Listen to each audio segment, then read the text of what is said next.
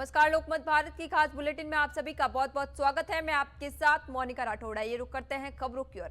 CM Mohan Yadav Indore पहुंचे, या airport पर पत्रकारों से चर्चा की। उन्होंने कहा कि प्रदेश सरकार हर क्षेत्र में विकास को गति दे रही है। सरकार गरीबों, महिलाओं और किसानों के उत्थान के लिए प्रतिबद्ध है तथा उनके लिए विभिन्न योजनाएं संचालित की जा रही हैं। मुख्यमंत्री ने मंदिरों के बेहतर प्रशासन और वित्तीय प्रबंधन पर विशेष ध्यान देने की बात कही। उन्होंने बताया कि श्री महाकालेश्वर मंदिर में विकसित महाकाल लोक की तर्ज पर प्रदेश में 13 नए धार्मिक लोक विकसित किए जाएंगे। इसके अलावा डिजिटल सेक्टर और हेल्थ टूरिज्म को बढ़ावा देने के लिए भी सरकार कार्य कर रही है। विश्वविद्यालयों के सहयोग से टेम्पल मैनेजमेंट का नया पाठ्यक्रम शुरू करने की योजना भी बनाई जा रही है ताकि धार्मिक स्थलों का पेशेवर प्रबंधन सुनिश्चित हो सके।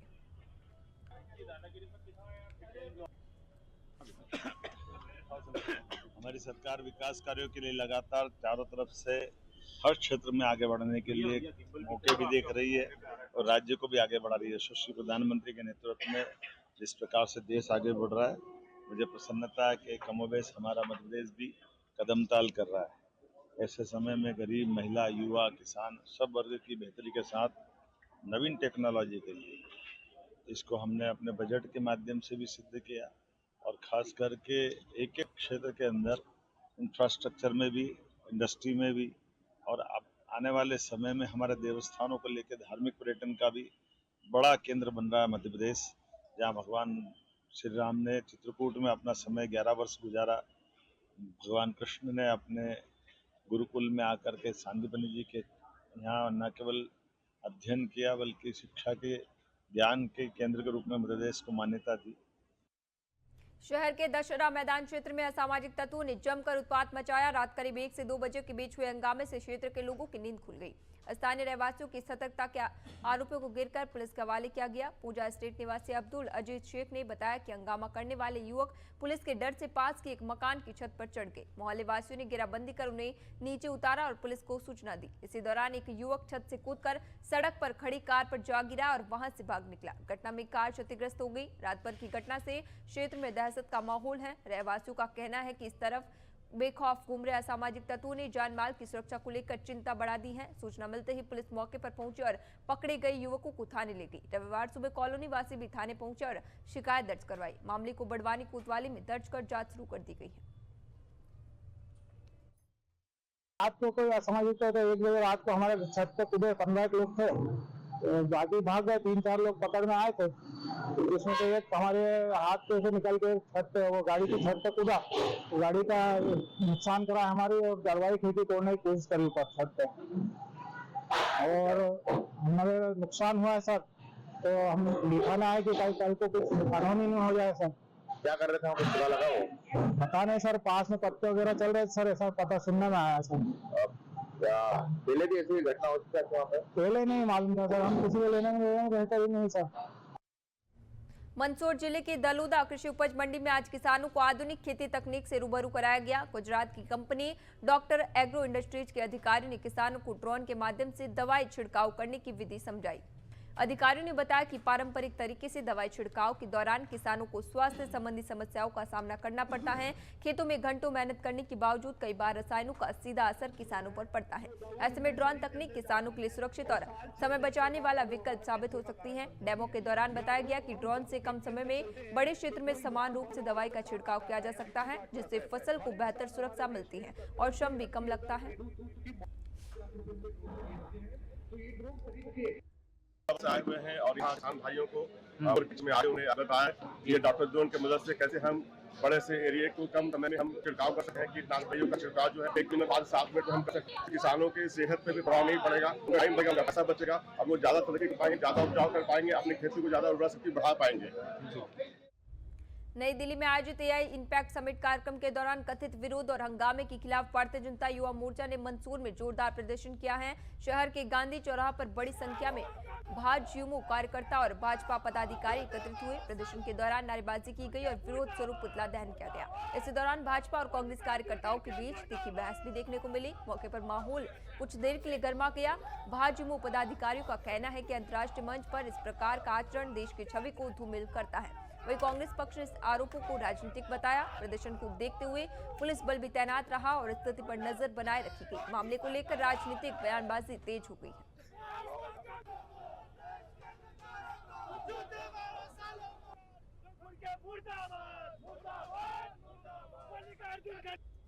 कल विश्व स्तरीय एआई सबमिट के कार्यक्रम के मद्देनजर पूरा विश्व के बड़ी बड़ी जो एआई की कंपनियां हैं उनके मध्य में भारत के युवाओं को एक एआई के माध्यम से किस प्रकार से रोजगार उनको मिल सके उनका प्रेजेंटेशन का कार्यक्रम था।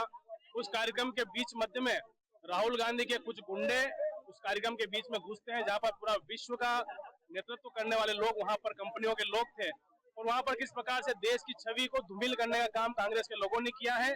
और जिस प्रकार से जब भी इस देश हित की कोई बात हुई है तो कांग्रेस के लोगों के पेट में मरोड़े आते रहे हैं और कांग्रेस जिस प्रकार से देश विरोध के काम करती आई है, चाहे कुछ भी देश हित का काम होता है तो टूल किट के माध्यम से पूरे देश में अशांति फैलाने का काम करते हैं। युवा मोर्चा द्वारा ये संभाग का युवा मोर्चा के द्वारा जो हमारी एसआई समिट कार्यक्रम भारत मंडपम दिल्ली में चल रहा था और वहाँ कई विदेश के लोग भारत के युवाओं की नई टेक्नोलॉजी की बात करने के लिए, आज नई टेक्नोलॉजी आ चुकी है और उसमें युवा लोग सक्रिय है उस बात को लेकर, लेकिन कांग्रेस ने कुछ वहाँ पर ऐसे तत्वों को भेजकर वहाँ नग्न अवस्था में वहाँ पर विरोध प्रदर्शन किया। उसका जवाब जनता ने दिया है। जनता ने खुद उनको वहीं पर जूते लगाए, जनता ने मारा, उनको मार मार के बाहर निकाला है। इसका हम भारतीय जनता युवा मोर्चा विरोध कर रहा है।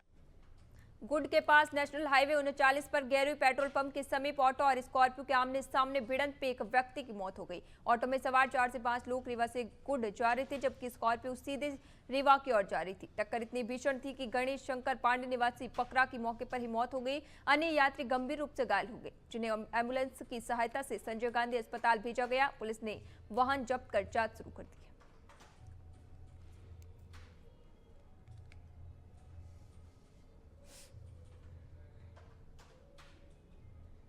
बैतूल में रविवार को जिला भाजपा कार्यालय विजय भवन में मध्य प्रदेश के बजट पर हेमंत खंडेलवाल ने कहा कि प्रस्तुत बजट विकसित मध्य प्रदेश के संकल्प को साकार करने वाला है और यह गरीब, युवा, नारी तथा किसानों की समृद्धि का मार्ग प्रशस्त करेगा। उन्होंने कहा कि ये बजट प्रदेश के समग्र विकास और सुदृढ़ अर्थव्यवस्था का स्पष्ट दृष्टिपत्र है।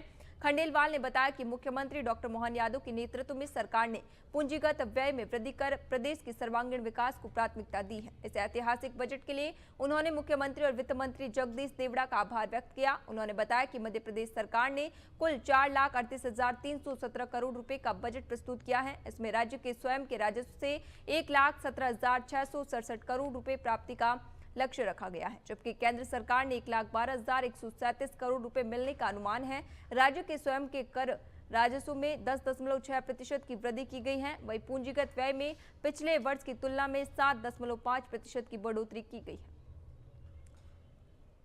निश्चित तौर पे वो परिलक्षित है जो इनकम है और एक्सपेंडिचर है, और जो बजट में घाटा है वो पूरी दुनिया के पूरे देश के हर बजट में रहता है। सरकार उसके लिए कर्जा लेती है, उसके लिए नए प्रावधान करती है, और जो आरबीआई का जो गाइडलाइन है कि स्टेट गवर्नमेंट कितना % कर्जा ले सकती है, उस गाइडलाइन के अंदर है। जो जीडीपी से उसका रेशो होना चाहिए उसके अंदर है। उसको दिखाया नहीं कि अभी उसको छुपा लिया गया, ऐसा आरोप है कांग्रेस का। नहीं, कहाँ छुप रहा, आप ही बता रहे फिगर है। जो रिसीप्ट है और एक्सपेंडिचर है उसका गैप सरकार कर्जा लेती है। सरकार का बजट प्रस्तुत होने के बाद मंसूर में भारतीय जनता पार्टी कार्यालय पर सांसद सुधीर गुप्ता ने प्रेस वार्ता आयोजित की। इसी दौरान उन्होंने बजट से जुड़ी विभिन्न घोषणाओं और प्रावधानों की विस्तृत जानकारी दी। सांसद गुप्ता ने कहा कि ये बजट आमजन, किसानों, युवाओं और व्यापारियों को ध्यान में रखकर तैयार किया गया है। उन्होंने बताया कि बजट में अधोसंरचना विकास, कृषि क्षेत्र को मजबूती, रोजगार सृजन और मध्यम वर्ग को राहत देने के लिए कई महत्वपूर्ण प्रावधान किए गए हैं। उन्होंने ये भी कहा कि सरकार का उद्देश्य देश को आत्मनिर्भर और आर्थिक रूप से सशक्त बनाना है। प्रेस वार्ता के दौरान भाजपा पदाधिकारी और कार्यकर्ता भी उपस्थित रहे। पत्रकारों के सवालों का जवाब देते हुए सांसद ने कहा कि इस बजट का लाभ सीधे तौर पर जिले सहित पूरे देश की जनता को मिलेगा।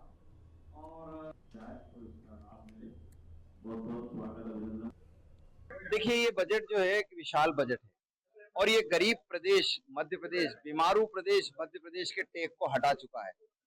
ये 23,000 करोड़ से बढ़ा हुआ बजट शिवराज जी से लेकर मोहन यादव जी तक की सरकारों ने इसको संबल प्रदान किया है और मोहन जी का लगातार ये ऐतिहासिक बजट है और 4,38,000 करोड़ का विशाल बजट ये लाया गया है।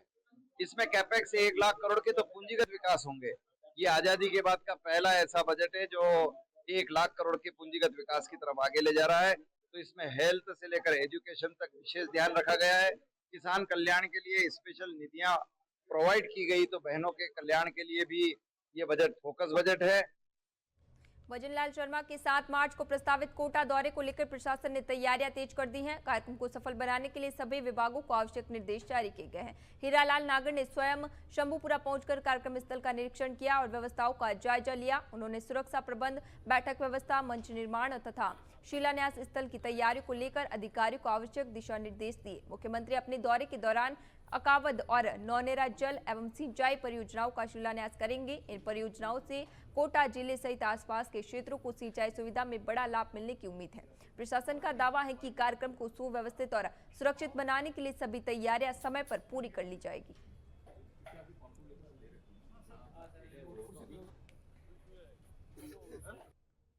देखिए, यहाँ पर आने वाली 7 तारीख को हमारे मुख्यमंत्री जी, लोकसभा अध्यक्ष जी का एक कार्यक्रम बन रहा है, जिसमें हाड़ौती की जो 4,600 करोड़ की पेयजल परियोजनाओं के जो शिलान्यास भी होंगे, और उसी में हमारे लोकसभा अध्यक्ष जी का अभी ये विचार बन रहा है कि ये इस जगह पे देखा जाए, इस कार्यक्रम का स्थल, ताकि वहीं पर एयरपोर्ट का भी शिलान्यास हो जाए।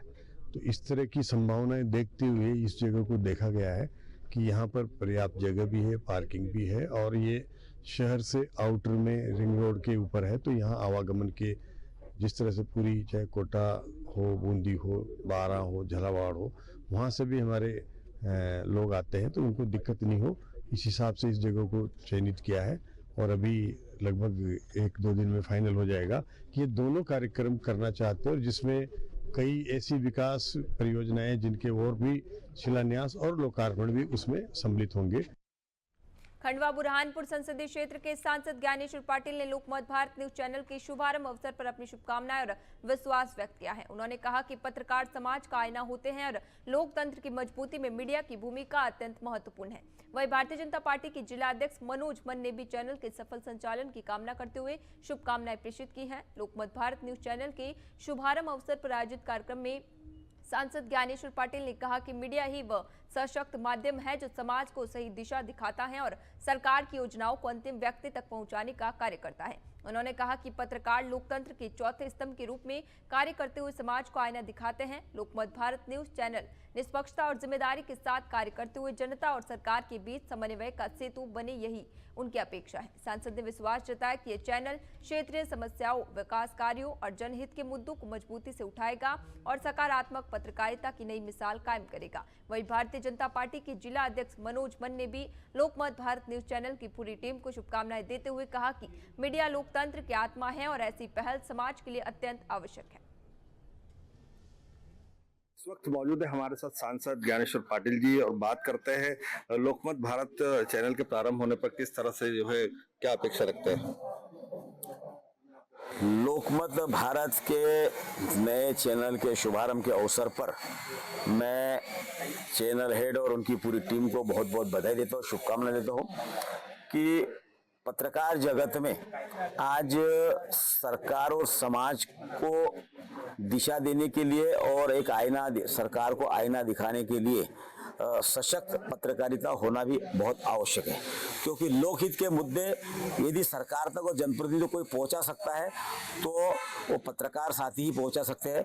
और चाहे सरकार हमारी हो या और किसी की भी हो, सरकार को नीचे तक के यदि ध्यान कोई दिला सकता है तो पत्रकार दिला सकता है। हम लोग चाहकर भी नीचे तक का ध्यान नहीं दे सकते। जो बातें आप लोगों के माध्यम से हमारे सरकार के और हमारे जनप्रतिनिधियों के संज्ञान में लाई जाती है, हमारे शासन और प्रशासन मिलकर उन चीजों तक, उनकी उसके तह तक पहुंचकर उसका समाधान करने का प्रयास करते हैं। और जो सरकार की हमारी योजनाएं होती हैं, सरकार की योजनाएं उस लाभार्थी तक पहुंचे, अंतिम छोर के व्यक्ति तक हमारी सरकार की योजनाओं को पहुंचाने में पत्रकारों का भी एक बड़ा योगदान होता है। मैं उसके लिए लोकमत समाचार भारत समाचार के लोकमत भारत समाचार के शुभारंभ के अवसर पर आपकी पूरी टीम को बहुत बहुत बधाई देता हूँ, शुभकामनाएं देता हूँ। यही जो है भारतीय जनता पार्टी के जिला अध्यक्ष भी मौजूद है, बात करते हैं लोकमत भारत को किस तरह से देखते हैं।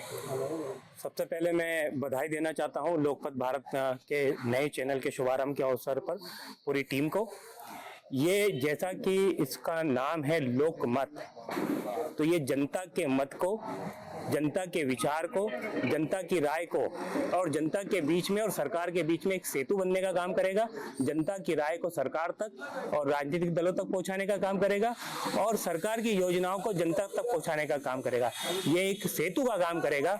और मैं बधाई देता हूं कि जो पत्रकार जगत है, जो इलेक्ट्रॉनिक मीडिया है या प्रिंट मीडिया या इलेक्ट्रॉनिक मीडिया, ये एक सशक्त माध्यम होता है सरकार और जनता के बीच का।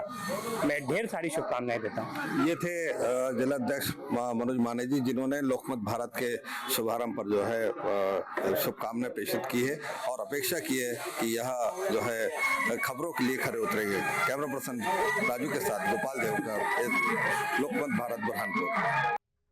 बुरहानपुर में रंगों के त्योहार होली की तैयारियां जोर शोर से चल रही हैं, लेकिन इस बार होलिका दहन को लेकर एक अनोखी और पर्यावरण संरक्षण से जुड़ी पहल सामने आई है। खंडवा बुरहानपुर संसदीय क्षेत्र के सांसद ज्ञानेश्वर पाटिल ने पेड़ों की कटाई रोकने और प्रदूषण कम करने के उद्देश्य से स्वयं गोबर के उपलेप बनाकर लोगों को जागरूक करने का संदेश दिया है। होली से पहले जहां बाजारों में रंग और गुलाल की रौनक दिखाई दे रही है, वहीं बुरहानपुर में सांसद ज्ञानेश्वर पाटिल ने पर्यावरण संरक्षण को लेकर अनूठी पहल की है। सांसद ने कहा कि होलिका दहन के नाम पर हर वर्ष बड़ी संख्या में पेड़ काटे जाते हैं, जिससे पर्यावरण को नुकसान पहुंचता है। इसे रोकने के लिए उन्होंने स्वयं अपने हाथों से गोबर के उपले तैयार किए और आमजन से अपील की कि लड़कियों की जगह उपलों का उपयोग कर होलिका दहन करें। सांसद ने संदेश दिया कि होली बुराई पर अच्छाई की विजय का प्रतीक है, इसलिए इस पावन पर्व को मनाते समय प्रकृति की रक्षा करना भी हमारी जिम्मेदारी है। इस आयोजन में स्थानीय सामाजिक कार्यकर्ता और आयोजनकर्ता अमोल भगत भी मौजूद रहे, जिन्होंने इस पर्यावरण हितैषी पहल का समर्थन किया और लोगों से अधिक संख्या में जुड़ने की अपील की।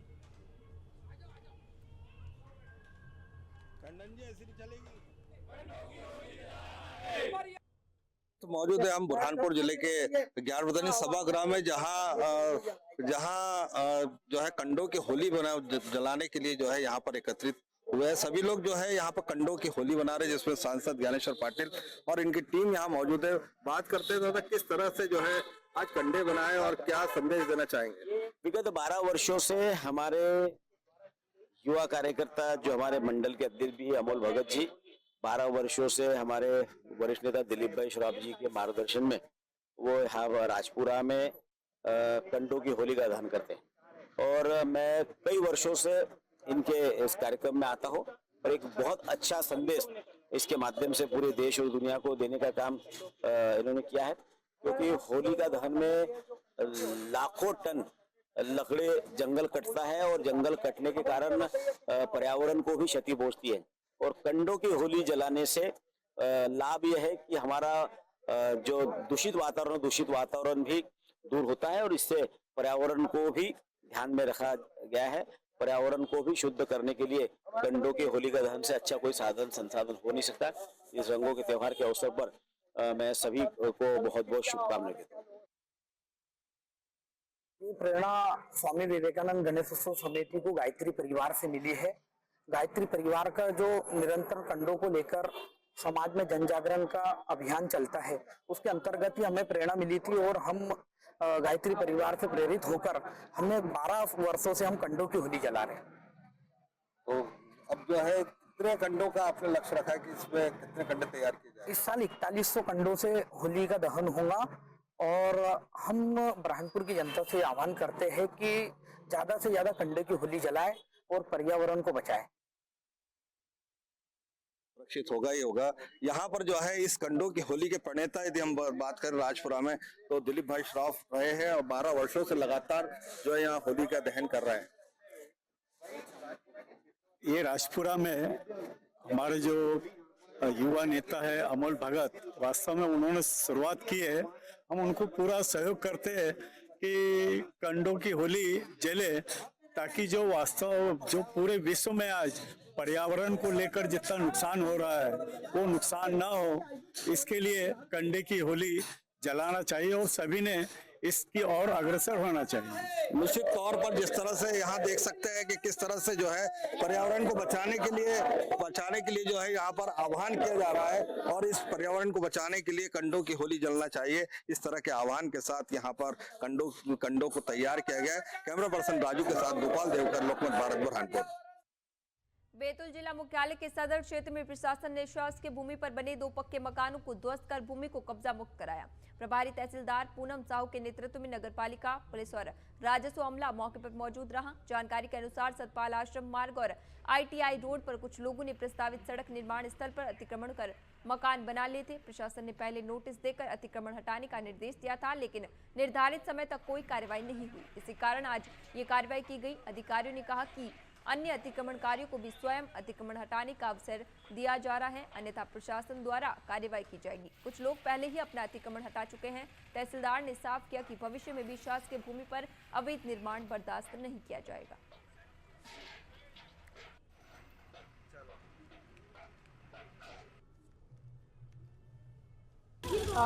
वर्तमान में ITI रोड पर सदर बैतूल में सतपाल आश्रम के सामने कुछ चिन्हित भवन थे जो शासकीय भूमि पर बने हुए हैं।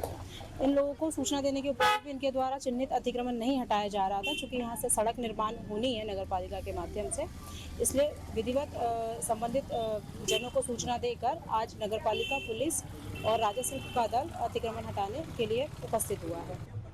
वर्तमान में तो एक ही भूमि स्वामी के 2 मकान थे जो अतिक्रमण में थे और जिन्होंने हटाया नहीं था। इसके पूर्व जो भवन थे इस गली में, उन्होंने पूर्व में हटा लिया है और कुछ प्रशासन द्वारा भी हटाया गया है।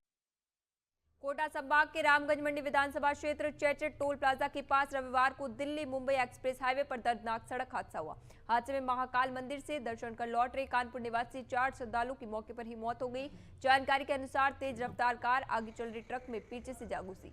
टक्कर इतनी भीषण थी कि कार पूरी तरह क्षतिग्रस्त हो गई और उसमें सवार 4 लोगों ने मौके पर ही दम तोड़ दिया। सूचना मिलते ही चेचट थाना अधिकारी टीम सहित घटनास्थल पर पहुंचे। राहत बचाव कार्य शुरू किया गया। पुलिस ने शवों को पोस्टमार्टम के लिए अस्पताल भिजवाया। ट्रक चालक को हिरासत में लेकर पूछताछ की जा रही है। पुलिस ने मामला दर्ज कर हादसे के कारणों की जांच शुरू कर दी है। 2:30 बजे के आसपास ये जो देख रहे हो आप दुर्घटनाग्रस्त कार, ये इधर MP साइड से आ रही थी और इसने ट्रक के पीछे टक्कर मारी। इसमें 4 युवक सवार थे जो घटनास्थल पर ही जिनकी मृत्यु हो गई, जिनकी बॉडियों को निकाल के और मॉडर्न हॉस्पिटल ले जाया गया, जहाँ उनका PM करवाया जाएगा। आगे कार्रवाई करेंगे। इनका पता चला कहाँ के क्या है? ये UP के हैं और संपर्क करने की कोशिश कर रहे हैं।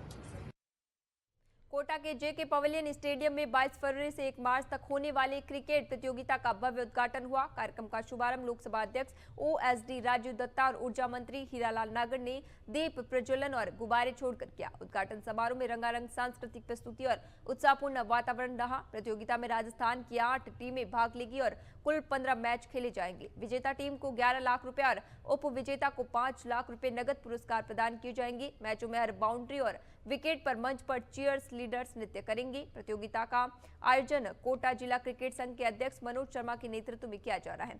भविष्य में JK पवेलियन स्टेडियम को अंतर्राष्ट्रीय स्तर का बनाया जाएगा और कोटा में रणजी व IPL स्तर के मैच आयोजित करने की योजना है। ग्रामीण प्रतिभाओं के लिए पंचायत और तहसील स्तर पर भी टीम चयन होगा।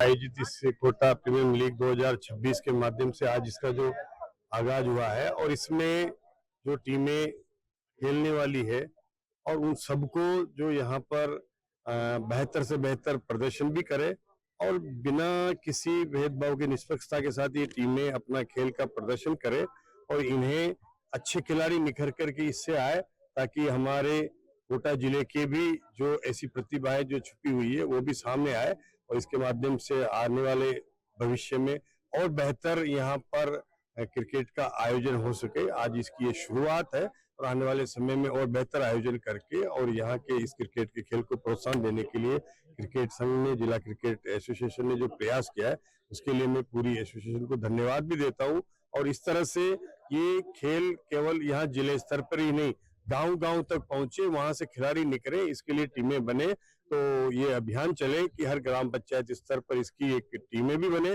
वो इस क्रिकेट संघ से ये एफिलेटेड हो और उसके माध्यम से वहां से भी खिलाड़ियों को तलाश करके और बेहतर उनको सुविधाएं उपलब्ध कराई जाए। कोटा में माननीय अध्यक्ष जी ने नए स्टेडियम की भी घोषणा करी है, नया स्टेडियम बनेगा। ये प्रथम सीढ़ी है। हम ये चाहेंगे कि जैसे ही स्टेडियम तैयार हो जाए और आईपीएल के लिए ये ग्राउंड परफेक्ट हो जाए, हम टूर्नामेंट का मैच जल्दी से शीघ्र आईपीएल का मैच कोटा में कराएं, ऐसे हमारी धारणा है। इसका प्रतियोगिता का शुरू कराने का जो जिला क्रिकेट एसोसिएशन ने निर्णय लिया है, उसके पीछे सार भी है कि इस गेम का प्रचार प्रसार हो, गांव-गांव, डाड़ी-डाड़ी, घर-घर, गली मोहल्ला, अच्छे खिलाड़ी मिलकर आए और कोटा की टीम स्ट्रॉन्ग बने, नाम आगे देश में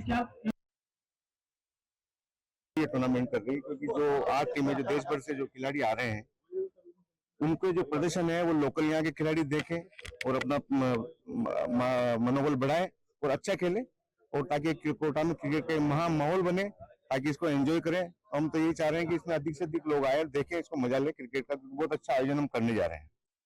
इंदौर के गांधी भवन के सामने भाजपा और कांग्रेस कार्यकर्ताओं के बीच हुई पत्थरबाजी में भाजपा मंडल उपाध्यक्ष बिंदु चौहान और कांग्रेस के पूर्व विधायक व जिला ग्रामीण अध्यक्ष विपिन वानखेड़े घायल हो गए थे। लेकिन अगले ही दिन सियासत से ऊपर उठकर एक अलग तस्वीर सामने आई। विपिन वानखेड़े इंदौर के सीएचएल अस्पताल पहुंचे और बिंदु चौहान से मुलाकात कर उनका हालचाल जाना। मुलाकात के बाद वानखेड़े ने फेसबुक पोस्ट कर लिखा कि राजनीतिक मतभेद हो सकते हैं, लेकिन मानवीय रिश्ते और इंदौर की संस्कृति सबसे ऊपर है। तनाव के बाद ये मुलाकात अब शहर में चर्चा का विषय बनी हुई है।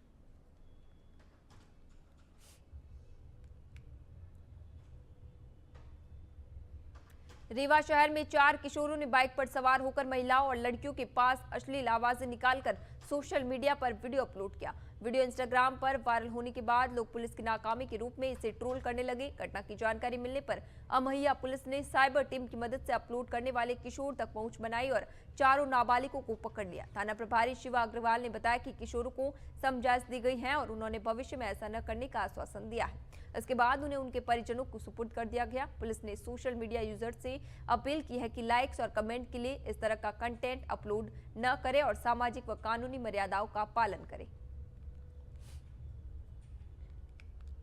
सोशल मीडिया के माध्यम से एक वीडियो प्राप्त हो रहा था जिसमें कुछ बच्चे, कुछ लोग, लड़के जो है कुछ अश्लील आवाजें निकालते हुए दिख रहे थे। जो सूचना ली साइबर सेल के माध्यम से उन तक पहुंचे तो पता चला कि वो विधि विरुद्ध बालक हैं, जिनके परिवार के माध्यम से उन्हें तलब किया गया। समझाइश दी गई है परिजनों को और उनको, और उनके द्वारा इस कृत्य का करना बताया गया है और माफी मांगी गई है और भविष्य में इस तरीके की कोई गलती ना दोहराने की बात कही गई है। रीवा के अहमैया फ्लाईओवर पर मामूली टक्कर ने हिंसक रूप ले लिया। जानकारी के अनुसार एक कार चालक ने आगे चल रही कार को पीछे से टक्कर मारी।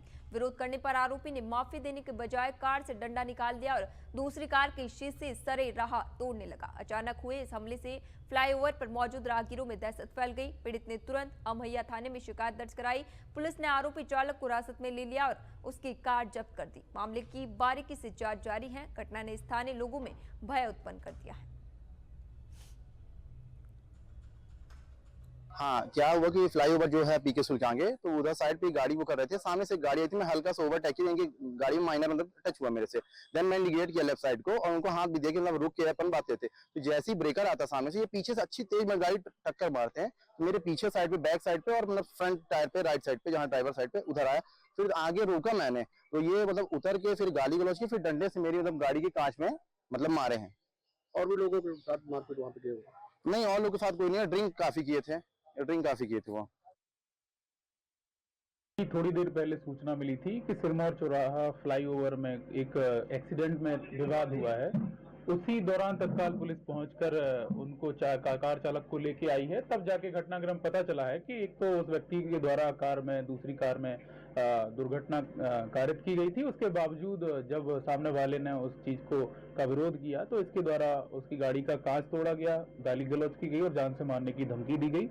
इस पूरे घटनाक्रम को लेकर तत्काल इसमें मामला पंजीबद्ध किया जा रहा है। ऐसा भी बताया जा रहा है कि चालक जो है शराब के नशे में है, उसका हम मेडिकल करवा रहे हैं और वैधानिक जो भी कार्रवाइयां बनती हैं उचित धारा में कार्रवाई करें।